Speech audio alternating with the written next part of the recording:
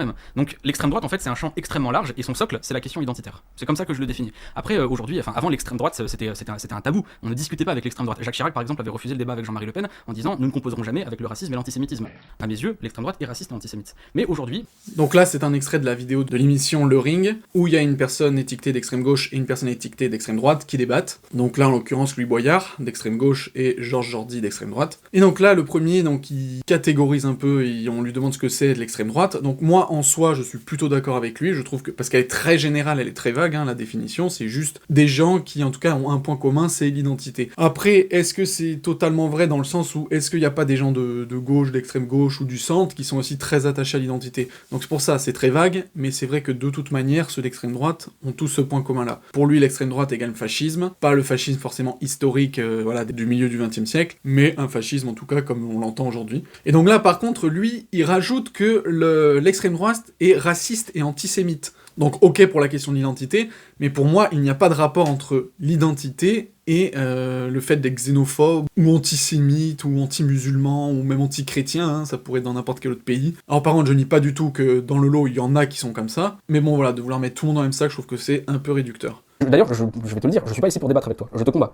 Je pense que l'extrême droite est extrêmement dangereuse. D'ailleurs, si tu veux, on pourra avoir un débat sur les solutions, on était dans les anecdotes personnelles, je vais t'en raconter une, tu vas voir flou. Et donc voilà, ce qui est drôle, c'est que donc ce Louis Boyard, il dit donc au début que même comme Chirac ne voulait pas débattre parce que l'extrême droite c'est le mal, etc., lui-même il dit « je ne débat pas avec toi, je te combats ». Il le dit plusieurs fois hein, qu'il veut pas débattre avec l'extrême droite, mais finalement il dit que bah si il débat avec l'extrême droite, donc là l'exemple juste après il le dit bah, on peut en débattre, donc ridicule.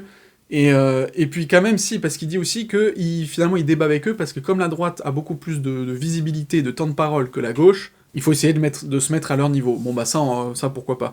Mais en tout cas c'est ridicule de pas vouloir débattre. En fait l'extrême droite elle monte, et là elle fait que monter, il y a de plus en plus de gens qui sont pour. De ne pas vouloir débattre, parce que c'est ce qui se passait avant justement, on ne débattait pas avec l'extrême droite, et pourtant elle est montée.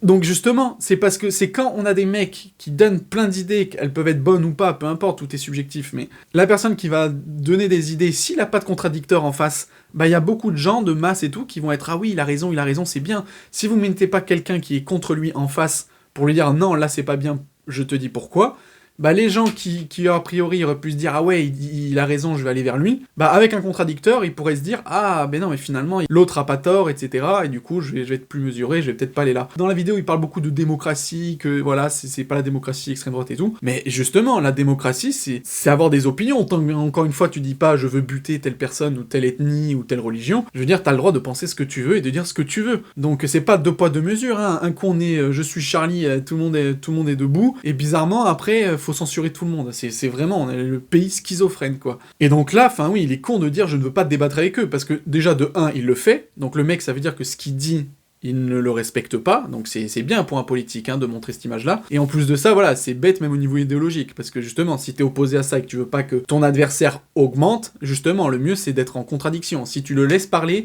les gens vont aller vers lui. C'est arrêter de vouloir tout le temps poser des cases, ça fonctionne pas comme ça la politique. Ok, mais ça permet aussi de clarifier, on parle... Oui, mais ça ensuite c'est votre rôle, c'est le rôle des journalistes de devoir essayer de clarifier, c'est aussi notre rôle. Nous aussi aujourd'hui, tu milites politiquement, je milite politiquement, on débat avec des gens, on nourrit le débat d'idées. Encore une fois, le mec est un génie quand même, hein. Là j'ai même pas fait de coupure. Il dit arrêtez de mettre des étiquettes, parce que pareil, le gars du milieu, il dit voilà, extrême gauche, extrême droite, enfin en tout cas ça parle d'étiquettes. Et donc Louis Boyard il dit arrêtez de mettre des étiquettes, et juste après il dit c'est notre rôle, donc lui en tant que politique, aussi de mettre des cases des étiquettes. Donc, vraiment c'est incohérent. Donc voilà, juste pour conclure, je vous invite aussi à regarder cette vidéo, parce qu'elle est quand même intéressante.